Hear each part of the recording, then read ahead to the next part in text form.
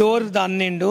ఒకరోజు గొడవ అయితే ఇట్లా ఒక ఇంటర్వ్యూ తీసుకెళ్తే ఎంత అంటే 1500కి మాట్లాడండి సత్య, 1500కి సత్య మాట్లాడండి. 1500 మాట్లాడితే ఇంటర్వ్యూ మధ్యలో ఏం చేస్తాడు, ఎంత ఇస్తున్నారు నాకు డబ్బులు ఆపుతాడు.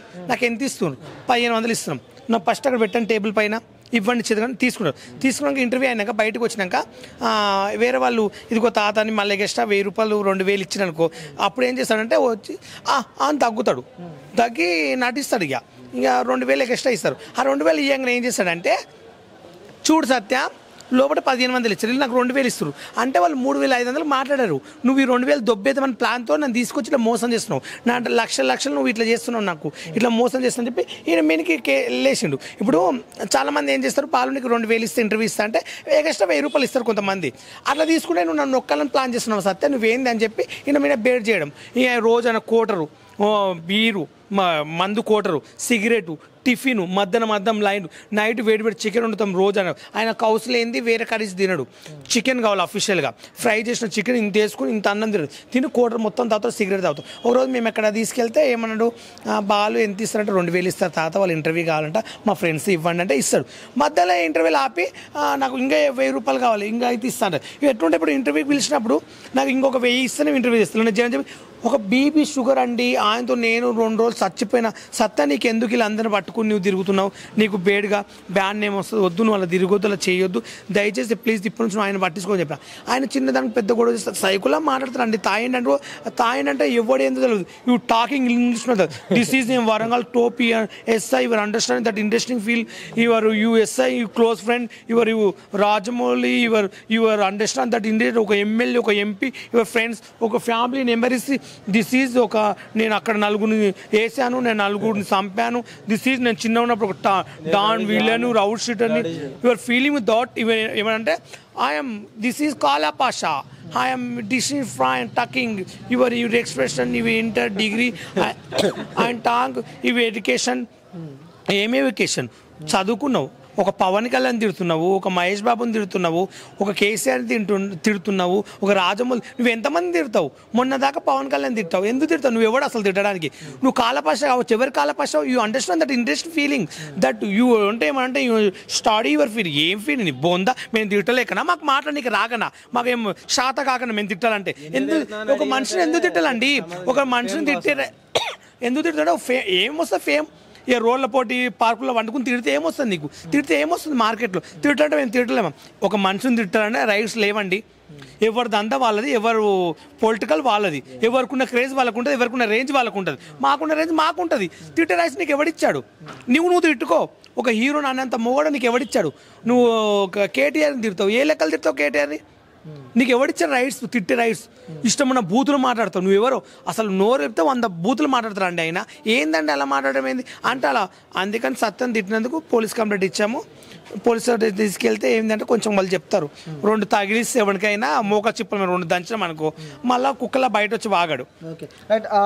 కుర్చీ తాతను అడ్డం పెట్టుకొని కొన్ని లక్షలు సంపాదించాడు వైజాగ్ సత్య అని చెప్పి కూడా ప్రశ్నించినందుకే నన్ను అరెస్ట్ చేశారని చెప్పి కూడా కొన్ని వార్తలు మనం చూస్తున్నాము. దీనిపై మీ అభిప్రాయం? ఎవరిస్తాడండి ఆయనకి లక్షలు ఇవ్వడానికి? ఆయన ఏమైనా ప్రభాసా లేకపోతే అల్లు అర్జునా, మహేష్ బాబా? ఆయనకి ఎవరు ఇస్తారండి లక్షలు? మీరు నమ్మారు ఆయనకి లక్షలు ఇస్తున్నారంటే?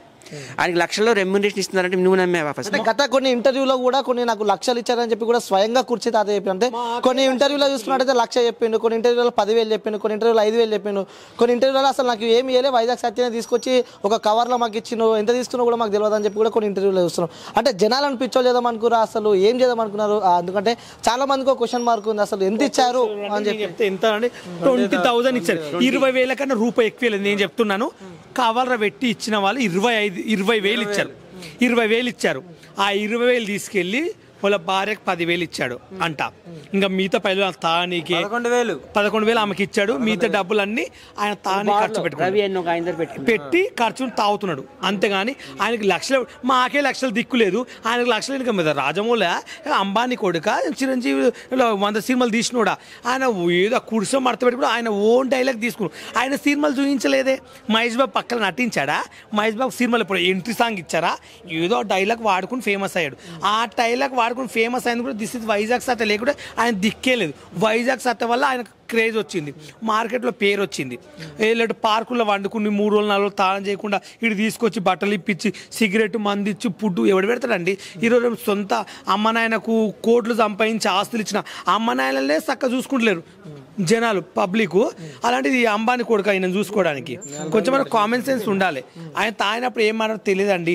దయచేసి యూట్యూబర్ బ్యాడ్ చేస్తున్నాడు, యూట్యూబర్ అని, యూట్యూబర్ తాపించిన ఎందుకు అనిపిస్తారు? యూట్యూబర్ పని పట్టలేదా?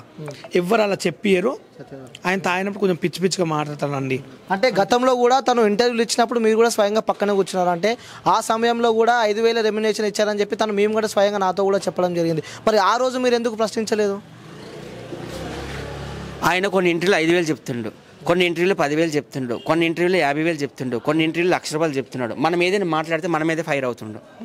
నువ్వు క్వైట్ అని అరుచుకుంటూ బయటకు వెళ్ళిపోతుండు. ఆయన చెప్తే వినే రకం కాదు. కానీ నేను మీడియాకి ఎక్స్ప్లెనేషన్ ఇవ్వాలి. ఎందుకంటే గుంటూరు కారంలో ఆయన డైలాగ్ పెట్టారంటే దాని కర్త కర్మక్రియ అన్నీ నేనే ఎస్ఎస్ తమన్ గారి దగ్గర తీసుకెళ్ళాను, మాట్లాడించాను, డబ్బులు ఇప్పించాను. ₹20,000 మాత్రం ఇచ్చారండి. ఇది అక్షర సత్యం. తమన్ గారు కూడా ఈ వీడియో చూస్తారు. గుంటూరు కారం టీం వాళ్ళతో నేను మార్నింగే మాట్లాడాను, ఇట్లా చేసిండని. అక్కడ మా త్రివిక్రమ్ శ్రీనివాస్ కో డైరెక్టర్ అందరితో నేను మాట్లాడతాను. అవన్నీ అబద్ధాలు, ఫాల్స్. లక్షలు సంపాదించడానికి ఆయన ఏమైనా మహేష్ బాబా, ప్రభాస, పవన్ కళ్యాణ్ చెప్పండి? ఆయనకి ఎవరిస్తారండి లక్షలు దిక్కులేవు. కృష్ణకాంత్ పార్కులో అక్కడ బెగ్గర్లా పండుకుంటే మేము జాలి చూపించి ఇంటికి తీసుకొచ్చి స్నానం చేసి భోజనం పెట్టి మా టీంలో చేర్పించుకొని మేము ఈవెంట్లు తీసుకెళ్తే మా ద్వారా 50-60 వేలు సంపాదించుకున్నాడు. నేను నా చేతులతో వాళ్ళ భార్యకి వెళ్ళి 33,000 ఇచ్చా. మిగతాదంతా తాగిండు. కొన్ని అక్కడ బార్లో రవి అన్న అని పెట్టుకున్నాడు. కుర్చీ తాత వాళ్ళ ఫ్యామిలీ కూడా మీకు చాలా దగ్గర సంబంధం ఉంది. వాళ్ళతో కూడా వాళ్ళ ఇంట్లో వాళ్ళు ఏమన్నారు మరి దీనికి సంబంధించి? అసలు వాళ్ళ కొడుకు భార్య ఏమన్నారు మాట్లాడారు? వాళ్ళ ఫ్యామిలీ ఏమన్నారంటే తీసుకెళ్ళిన తర్వాత నాకు ఫోన్ చేశారు, ఇలా జరిగింది ఎందువలన ఏం చేశాడు అని. అలా కాల్ మాట్లాడితే నేను అన్నా, ఇలా సత్య గురించి బ్యాడ్గా చేస్తున్నాడమ్మా, డబ్బులు తీసుకుని కూడా తీసుకోలేదు అంటున్నాడు. నేనున్నప్పుడే చాలా డబ్బులు ఇచ్చాడు, మొహం కింద నేల మీద పడేశాడు, ఇలాంటి మైండ్ సెట్. అంటే తీసుకెళ్లేదేదో స్టేషన్ తీసుకెళ్లి కాలు చేతులు ఇరక్కొట్టించి ఫోన్ చేయొచ్చు కదా, కొంపలో పడి తాళం వేసేవాళ్ళం. ఈ భరించలేకపోతున్నాం ఈయన మాటలు, ఈయన వీడియోలు. ఆయన ఏం చేస్తున్నాడు ఆయనకి అర్థం కావట్లేదు. స్వయంగా కుర్చీ తాత వాళ్ళ వైఫై ఈ మాటలు ఉన్నారా? వాళ్ళ కోళ్ళు, వాళ్ళ కొడుకులు అంటే ఫ్యామిలీ పట్టించుకోరండి. నిజం చెప్పండి, ఈ ఫేమస్ అయినాక వాళ్ళ వైఫ్ ఆయన ఎంబడి తిరుగుతున్నా. అంతకుముందు ఆయన బట్టలు, ఆయన ఫుడ్ లేదు, మొత్తం వైజాగ్ సత్తా మా రూమ్ లో ఉంచుకుని ఫుడ్ గిడ్డ అంతా పెట్టింది మేము, ఆయన చూసుకుంది మొత్తం. ఇప్పుడు మేము చూసుకున్నామని చెప్పి బయట చెప్పుకుంటే మాకు ఏమొస్తుంది? మేము ఒకరి ఫుడ్ పెట్టి ఒక డబ్బులు ఇచ్చి మేము చెప్పుకోమండి, మాకు అలవాట్లేదు. చాలా మంది ఏంటంటే క్రేజ్ కోసం చెప్పుకుంటుండ్రు. యూట్యూబ్ వాళ్ళు చూసి అబ్బా ఉప్పల వాళ్ళు వైజాగ్ సత్తా కూర్చొని వీళ్ళు పెద్ద ఫేమస్ కావాలి, ఇంకా తోపుల్లా వీళ్ళు. ఇప్పుడు చాలామంది ఏం చేస్తారంటే మైకులులా నేను బయటకు వచ్చినాక ప్రజలకు ఇది హెల్ప్ చేస్తాను, అది హెల్ప్ చేస్తాను 100 మంది అన్నారు. ఎవడో హెల్ప్ చేస్తాడు, ఎవడో చేయడు. ఆడున్నంత వరకు నేను బయటకు వచ్చి ప్రజలకు డబ్బులు ఇస్తాను, హెల్త్ బాలలోకి నేను అమౌంట్ ఇస్తానని పేక్ వరకే, ఎవడు చెయ్యడు. నేను ఇప్పటివరకు మార్కెట్ అలాంటి చేసినోడు ఉంటే నా ముందుకు రమ్మనండి. అందమైన దేవుడు ఆ మూగోడు ఎవడు భారతదేశంలో ఇప్పటివరకు నేను చూడలే, అలాంటి ఎవడు ఉంటే నేను చూస్తా, రమ్మనండి. ఎవడు చెడు. మన ఇండస్ట్రీలో మనని అవసరం కోసం వాడుకుంటారు, వదిలేస్తారు. ఈ ఒక రోజుకు ఛానల్ ఎంట్రీ ఇప్పిస్తారు, నెక్స్ట్ సార్ మాకు కంటిన్యూ అవకాశం ఇవ్వండి సార్ ప్లీజ్ అంటే, లేదండి వాళ్ళే దెంగించుకుంటారు, వాళ్ళే ఉంటారు, వాళ్ళే వస్తారు. కానీ కొత్త వాళ్ళు మాత్రం పెట్టుకోరు. ఎందుకు? మా క్రేజ్ ఉన్నప్పుడు 100 మంది పిలిచారు, ఉప్పల్ బాల్ రా సీరియల్ చేయ 2 రోజులు చేయించుకోరు.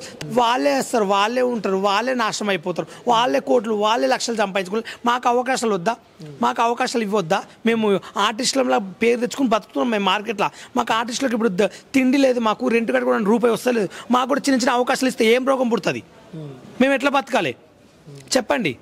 వాళ్ళే వస్తారు, నాశనం అయిపోతారు అలాంటి వాళ్ళు అవకాశాలు లేకుంటే. ఈ విషయాన్ని నమస్తే, వెల్కమ్ టు క్యూబ్ టీవీ, నేను మీ అనిల్. సో కుర్చీ మడత పెడతా డైలాగ్తో ఫుల్ వైరల్ అయిన కుర్చీ తాత సడన్గా నిన్న ఆ కృష్ణాగంజ్ పార్క్ దగ్గర కూడా పోలీసులు తనని అరెస్ట్ చేసిన విషయం మనందరికీ తెలిసిందే. ఈ అరెస్ట్కి సంబంధించి కూడా వైజాగ్ సత్య అలాగే స్వాతి నాయుడు ఇద్దరు కలిసి తనపై కేసు వేశారు. సో కేసు వేసిన తర్వాత కుర్చీ తాతను కూడా అరెస్ట్ చేసినట్టు మనకు తెలుస్తుంది. అసలు కేసు ఎందుకు వేయాల్సి వచ్చింది? ఎందుకంటే గత కొన్ని రోజుల ముంగటనే వైజాగ్ సత్య గారు తీసుకెళ్లి తనని మహేష్ బాబు గుంటూరు కారం సినిమాలో కూడా కుర్చీ మడత పెట్ట ఆ సాంగ్కి కూడా తనే తీసుకెళ్ళినట్టు కుర్చీ తాత ప్రతి ఒక్క ఇంటర్వ్యూలో చెప్పడం జరిగింది. జరిగింది. దీని తర్వాత అసలు ఏమైంది, ఎందుకంటే గత కొంతకాలంగా కూడా వైజాగ్ సత్య అలాగే ఈ కుర్చీ వార్త పెడతా తాత కూడా వాళ్ళిద్దరు కలిసి కొన్ని ఇంటర్వ్యూస్లలో కూడా అటెండ్ అయిన విషయం మనందరికీ తెలిసిందే. సడన్ గా నిన్న కృష్ణాగంజ్ పార్క్ దగ్గర కూడా అరెస్ట్ చేయడం జరిగింది. అసలు ఎందుకు అరెస్ట్ చేశారు, సో వైజాగ్ సత్య అలాగే స్వాతి నాయుడు వీళ్ళు అసలు ఆ కేసు కుర్చీ వార్త పెడతా తాతపై కేసు ఎందుకు వేశారో కూడా తెలుసుకునే ప్రయత్నం అయితే నేను చేస్తాను. ప్రస్తుతం మనతో పాటు